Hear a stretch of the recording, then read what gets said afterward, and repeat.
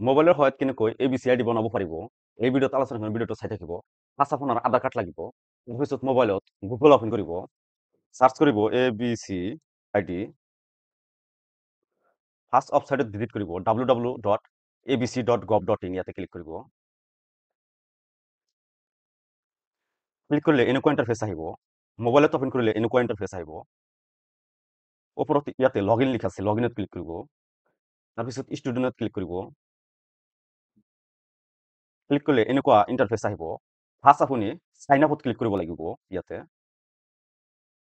ইয়াতে আপোনাৰ mobile number দি generate OTPত click কৰিব। ইয়াতে OTPটো দিব।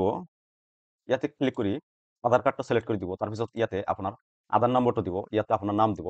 ইয়াতে আপোনাৰ জন্ম তাৰিখ, জেন্ডাৰ, তাৰপিছত ইউজাৰ নেমত আপোনাৰ ইমেইল ID দিব। ইয়াতে পিন দি কনফাৰ্ম পিন দি আই কনসাৰ্নত ক্লিক কৰি ভেৰিফাইড ক্লিক কৰিলে আপোনাৰ ভেৰিফাইড ক্লিক কৰাৰ পিছত এনেকুৱা ইণ্টাৰফেচ আহিব। ইয়াতে আপোনাৰ এলাউ কৰি দিব লাগিব।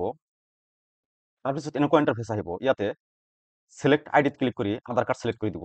তাৰপিছত প্ৰচিড উইথ KYC ক্লিক কৰিব। তাৰপিছত ইয়াতে আধাৰ নম্বৰটো দি ভেৰিফাইড ক্লিক কৰিব।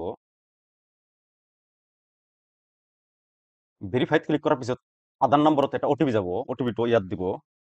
তাৰপিছত সাবমিটত ক্লিক কৰিব।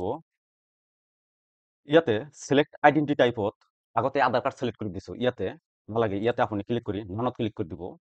তাৰপিছত সাবমিটত ক্লিক কৰিব। সাবমিট মাৰি দিলে আপোনাৰ ABC ID বা আধাৰ কাৰ্ডটো ক্ৰিয়েট হৈ যাব। তাৰপিছত এই পেজটো স্ক্ৰীনশ্বট কৰি ৰাখিব।